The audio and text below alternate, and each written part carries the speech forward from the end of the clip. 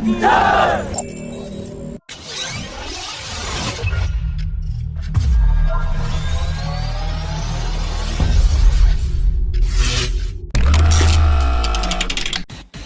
Indian Air Force and the Aeronautical Development Agency have confirmed that General Electric's F-414 engines will be used to power the fleet of 40 AMCA Mark-1 fighter jets, and the Indian military planners have now started looking for much more advanced engine options for the AMCA Mark-2 variant, keeping in mind the next-generation state-of-the-art engine technology required for the 5.5 generation Mark-2 variant, which includes thermal management system, increased electrical power generation capability, and intelligent power management system, usage of advanced composite materials, so that the engine has future growth potential for upcoming 6th-generation manned and unmanned platforms.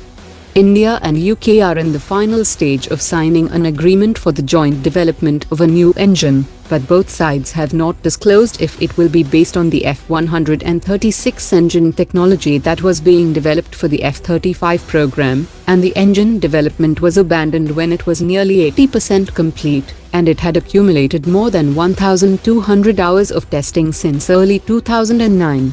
Rolls-Royce has promised full intellectual property rights to India for the engine with full transfer of technology to be used on the AMCA Mark-2.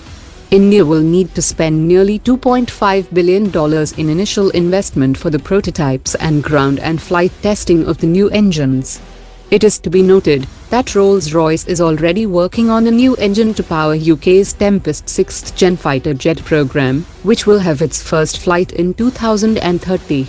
The Indian Air Force have also decided to incorporate features of 6th-generation fighters in the AMCA Mark-2, as it will enter production at a time when the top leading countries are expected to field the first prototypes of their 6th-gen fighter jets that will be equipped with directed energy systems.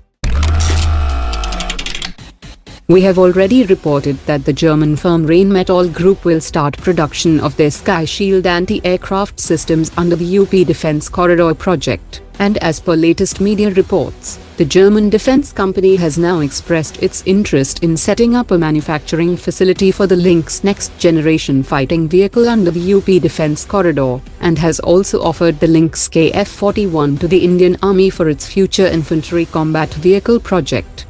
It is powered by a 1,140 horsepower engine, and is outfitted with a lance turret mounted with a stabilized automatic cannon of 35mm, that enables it to engage static and moving targets at 3 km, and it is also equipped with the latest 7.62 by 51mm Rheinmetall machine gun. Mobility parameters include a maximum road speed of 70 km per hour, with an operational range of 500 km on 900 liters of diesel fuel. The vehicle's ballistic steel armor is designed to protect the crew from anti-tank systems, medium-caliber ammunition and artillery projectiles, and it is also equipped with Rheinmetall's active protection system as well as passive protection system and other defensive aids.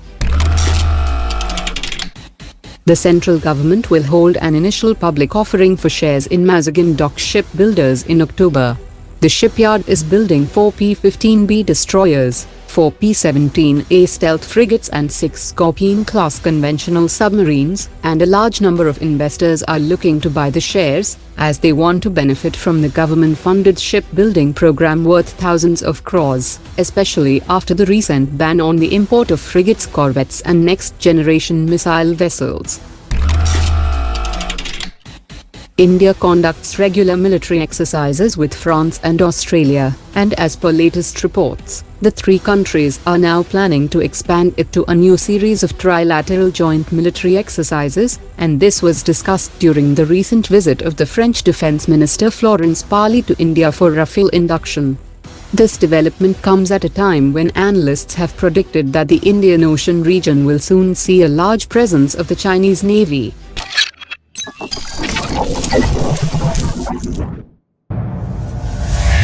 Oh, Mark dropped it.